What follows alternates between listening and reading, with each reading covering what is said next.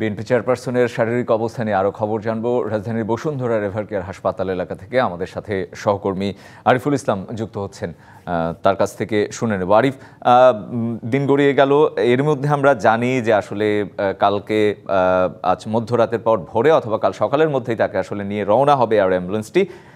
এর আগে এই মুহূর্তে আসলে এভার কেয়ার হাসপাতাল থেকে আপনার কাছে কি তথ্য আছে?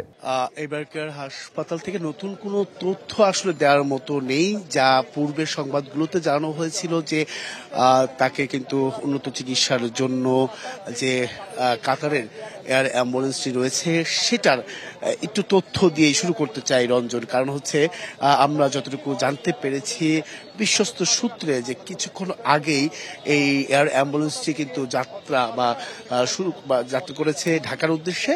আর সেটা কিন্তু পৌঁছাতে যদি আমি 7 ঘন্টা হিসাব করি তাহলে কিন্তু বলা যায় যে রাত আনুমানিক 1টা বা 1:30টার দিকে ঢাকায় অবতরণ করবে সেই অ্যাম্বুলেন্সটি।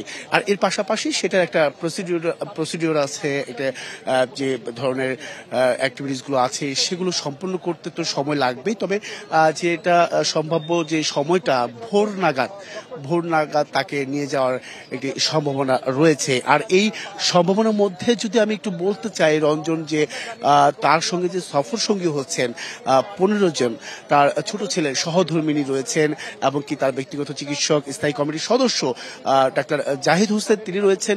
এছাড়াও এই এভার কেয়ার হাসপাতালের যারা আরো অন্যান্য যে চিকিৎসক রয়েছেন তারাও রয়েছেন। নতুন এবং ফিরে আসা গ্রাহকদের জন্য নগদে চলছে ক্যাশব্যাক সহ প্রতিদিন হাজারো উপহার জেতার সুযোগ। হবে আশা আর ফেরা, সারপ্রাইজ সেরা।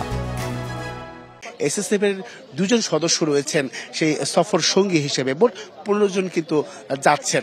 তো এই ক্ষেত্রে বলা যায় যে তার শারীরিক সক্ষমতা আছে বিধায় তাকে বিদেশে উন্নত চিকিৎসার জন্য পাঠানো হচ্ছে। আমরা কিন্তু বিগত দিনগুলোতে সেই আশাটাও কিন্তু দেখছিলাম না যে তার শারীরিক সক্ষমতা ছিল না বিধায় কিন্তু তারা বিভিন্ন দেশের বিভিন্ন প্রান্ত থেকে কিন্তু এই চিকিৎসকরা এসেছেন, মেডিকেল বোর্ড বসেছে, মেডিকেল টিম এসেছে।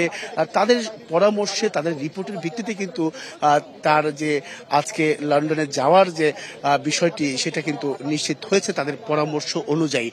তো বলা যায় যে এভার কেয়ার হাসপাতালের যেহেতু সামনের সড়কটি বন্ধ রাখা হয়েছে, এছাড়াও আমি যদি একটু বলতে চাই যে ভিভিআইপির যে নিরাপত্তা বেষ্টনী সেটা কিন্তু এখনো বহাল রেখেছে। এবং কি সামনে যদি বলতে চাই হাসপাতালটির সামনে, সেখানে বলা যায় যে সাধারণ মানুষ তো রয়েছে, পাশাপাশি দেশের বিভিন্ন প্রান্ত থেকে এখনো নেতাকর্মী যারা আছেন তারা কিন্তু আসছেন জাস্ট একটু শুধুমাত্র তার প্রিয় নেত্রীর খোঁজ খবর নেওয়ার জন্য, তার শারীরিক অবস্থা কি, সর্বশেষ পরিস্থিতি কি, সেই বিষয়গুলো কিন্তু তারা জানার জন্য বা খোঁজ নেওয়ার জন্য এখানে এসেছে। বুঝতে পেরেছি, আগ্রহী আসলে তারা অপেক্ষা করছে। পরবর্তীতে নতুন কোন তথ্য পেলে অবশ্যই জানানোর চেষ্টা করব।